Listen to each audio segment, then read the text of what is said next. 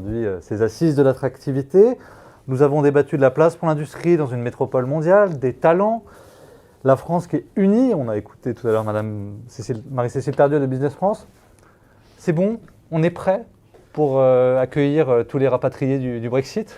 Oui, alors je crois qu'il faut toujours garder le vieil adage, vous savez, il faut rester inquiet, comme ça vous êtes toujours prêt. Donc oui, je pense que nous sommes prêts. Tout d'abord, je souhaite d'abord remercier quand même vous-même, notre partenaire, la Tribune, la région, forcément, la métropole, l'État, Business France, avec qui nous collaborons, j'allais dire, au quotidien. Donc ça, une fois ces remerciements faits, moi je voudrais laisser 2 ou 3 messages. L'attractivité, en fait, c'est une histoire de collégialité.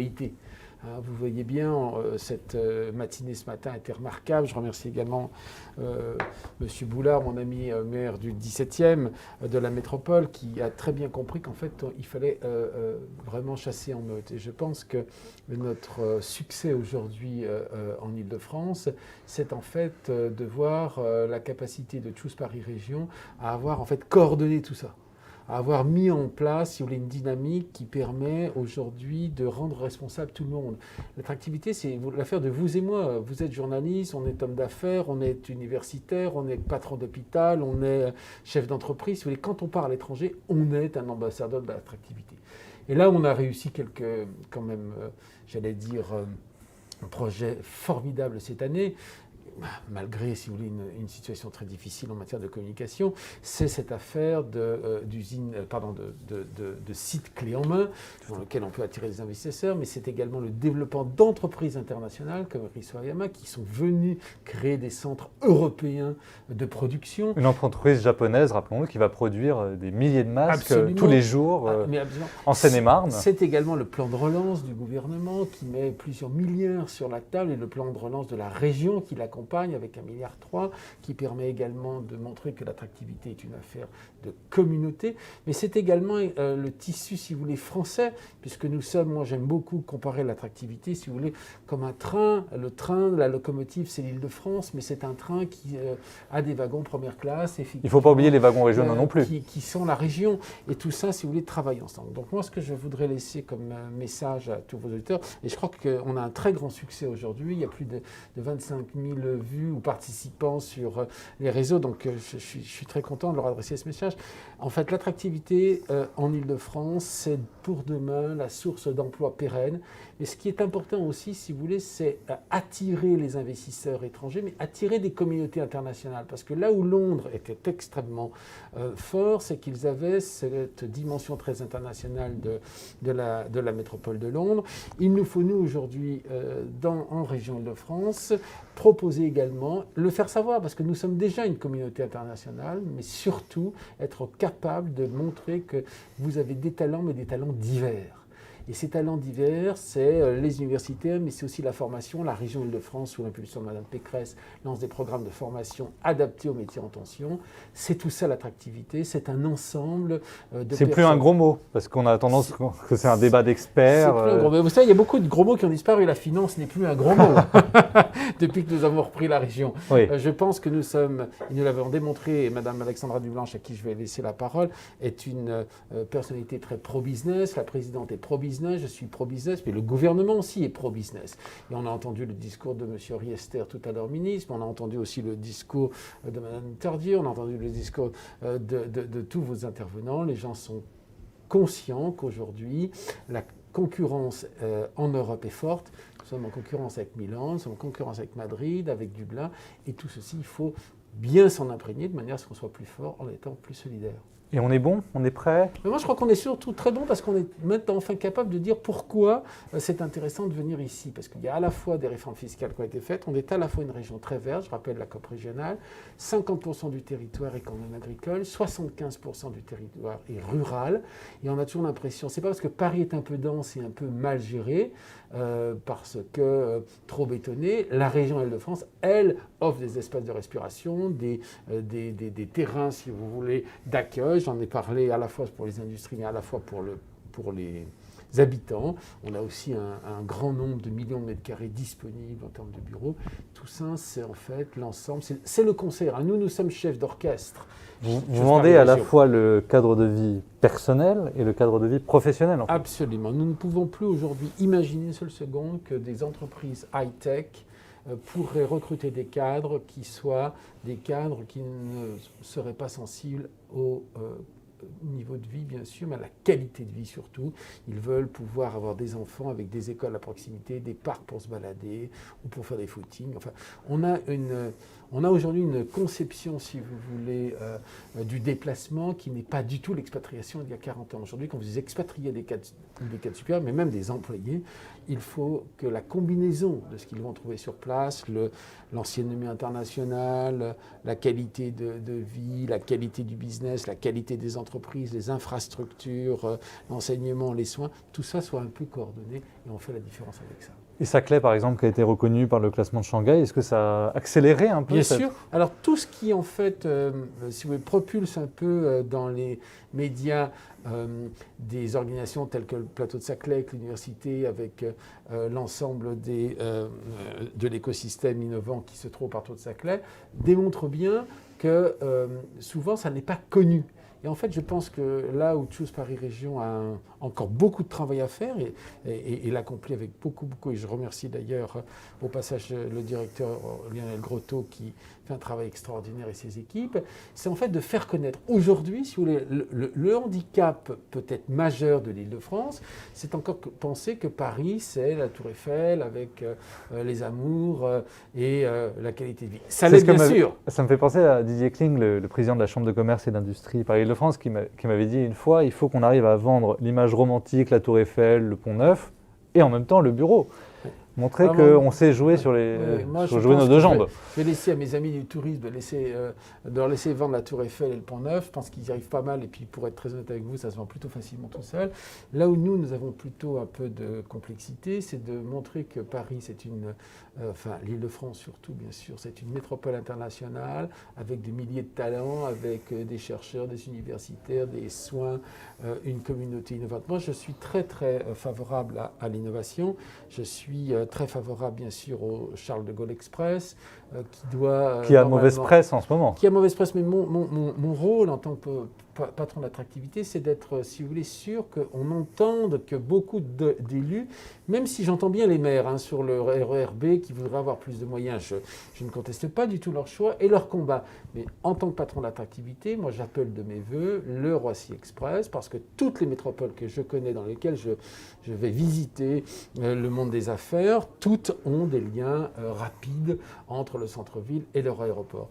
Comme je suis extrêmement favorable à la 5G, vous savez que nous sommes la gestion la plus fibrée d'Europe. 90% la présidente Pécresse a lancé un plan extrêmement important et très réussi. Alors qu'est-ce qui manque pour rattraper les 10% Bon, c'est des coins, vous savez, c'est dans les zones les plus rurales. Les plus rurales, mais qui devraient être à 100% d'ici l'année prochaine. Donc on n'a vraiment pas à rougir. On est la région la plus fibrée, la mieux fibrée d'Europe. Pas de France, d'Europe. Et donc l'arrivée de la 5G dans un tissu très fibré devrait permettre également de renforcer l'attractivité, puisque vous avez de nombreuses entreprises innovantes, comme tout ce qui est la cybersécurité, tout ce qui est la communication, les drones, enfin toutes ces, mais même la cancérologie. Enfin, vous avez une quantité très importante d'innovations qui ont besoin en fait d'infrastructures de communication, et l'infrastructure de communication passe par la 5G comme elle est passée par la fibre. Le Grand Paris Express, la première portion a été livrée avec le prolongement de la ligne 14 au nord. Oui. C'est une bonne nouvelle, ça avance. C'est une excellente nouvelle. D'abord, ça va désengorger la ligne 13 et puis ça montre bien, si vous voulez, que quand on aligne les intérêts et qu'on est en coordination avec l'ensemble des acteurs, eh ben ça marche. Et donc aujourd'hui, si vous voulez, ce Paris Grand Express, ça va être la métropole mondiale la plus équipée en infrastructures automatiques. Enfin, il faut aussi le dire. Et si vous voulez, en cas de grève, en cas de difficulté, eh bien, toutes ces lignes sont automatiques. On aura beaucoup moins de dépendance de phénomènes exogènes. Et donc moi, je pense que notre rôle est effectivement de démontrer toujours et toujours la modernité de l'Île-de-France, sa capacité à être innovante, sa technologie, son industrie. Ce sera l'axe de la campagne de réélection de Valérie Pécresse ? Ah, j'aime beaucoup votre mot de réélection. Bien sûr qu'elle sera réélue, je le souhaite et je participerai avec bonheur. Oui, je pense que la présidente a quand même un bilan de très grande qualité. On a fait énormément sur les transports, sur l'innovation, sur les lycées. Là, le plan d'accompagnement est absolument extraordinaire sur l'activité économique. Le plan de relance, c'est quand même 1,3 milliard. Elle est très à l'écoute, en fait, des franciliens. Et je pense qu'en étant à l'écoute des électeurs, c'est souvent comme ça qu'on remporte une élection. Et pourtant, vos opposants, écolos, à gauche, disent oui, mais ça se disperse. La région fait plein de choses dans tous les sens, C'est-à-dire qu'ils multiplie les plans. C'est un peu le problème, si vous voulez, de nos adversaires politiques, c'est qu'ils ne savent pas compter. On le voit bien, regardez à la mairie de Paris, 6 ans de mandature, 2 femmes, 2 collectivités territoriales. Une va demander à l'Assemblée nationale de monter les impôts parce qu'elle ne boucle pas son budget. Et l'autre, Mme Pécresse, incite l'Assemblée nationale à diminuer les impôts sur les restaurants et la restauration régionale, comme nous le faisons en Île-de-France. À sa décharge, la ville de Paris a perdu 800 millions d'euros à cause du Covid. Mais nous aussi, nous avons perdu des recettes de manière colossale et on est quand même capable de lancer un plan de faire un plan de relance de 1,3 milliard. Donc non, je pense que si vous voulez, il y a bonne et mauvaise gestion. Et nos concurrents, j'allais dire, et nos adversaires, soyons honnêtes, ils ont beaucoup de qualités. La seule chose qui leur manque, c'est qu'ils ne savent pas compter. Et on le voit bien, si vous voulez, dans toutes les municipalités ou toutes les collectivités territoriales détenues par la gauche ou par les Verts, sont des collectivités en très large déficit qui recourent largement à l'emprunt et qui sont en fait incapables d'avoir de marge de manœuvre lorsque les crises s'annoncent. Voilà. Donc c'est un peu rapide comme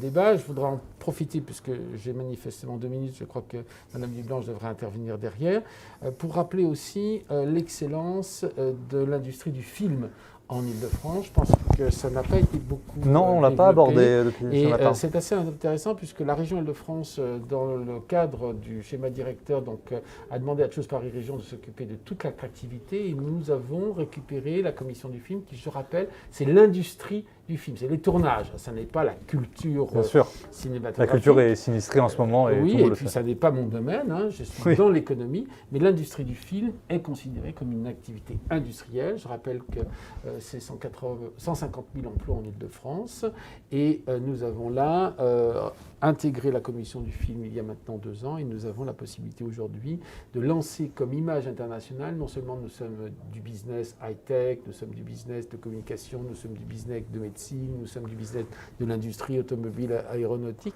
mais nous sommes aussi du business de l'industrie du film. Et là, nous marquons des points également vis-à-vis de notre ancien concurrent de Londres qui...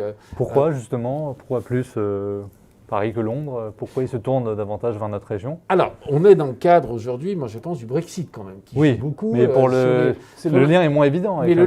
C'est pour ça que je me permets de... Mais vous avez raison, mais c'est pour ça qu'en fait, je pense que l'attractivité, c'est toujours quelque chose qui va ensemble. Si les entreprises de production cinématographique voient dans l'Île-de-France une communauté attractive, à la fois dans ses infrastructures, dans ses possibilités, dans ses talents, dans ses formations, eh bien, aucune raison qu'elle reste à Londres, puisque ce sera un peu plus facile de mettre, j'allais dire, une activité, assez performante, puisque vous savez que l'industrie du film est une industrie qui est high-tech. Et donc, ils auront intérêt à rentrer, si vous voulez, dans le cercle des industries innovantes que nous représentons. Donc je suis assez content de pouvoir vous dire 2 mots là-dessus. Et puis puisque j'ai un peu de temps, je voudrais aussi vous parler de la manière dont on a un peu construit, si vous voulez, l'attractivité avec la présidente Pécresse. C'est une région en fait qui a plusieurs pôles. C'est une région polycentrique, c'est le but aussi, c'est comme ça qu'elle voit la région. Exactement, et nous avons essayé, si vous voulez, de faire en sorte que les acteurs qui avaient les mêmes types d'intérêts ou les mêmes types de métiers ou dans les mêmes types de services ou d'industries puissent se rassembler. Et on a comme ça médecine à Ivry, on a Marne-la-Vallée le tourisme, on a la finance avec la défense, on a l'industrie aéronautique et automobile sur la baie de la Seine. Enfin, on essaye, si vous voulez, les drones dans le sud de la région de France. Donc, ce qui est important aussi, et moi je crois beaucoup à ces phénomène-là d'attractivité de secteur avec des acteurs. Si vous avez de bons acteurs sur place, d'autres bons acteurs internationaux vont vouloir venir sur place parce qu'ils seront déjà rassurés de voir que d'autres opèrent. Et c'est ça aussi un des succès de l'attractivité. Et merci Franck Marguin.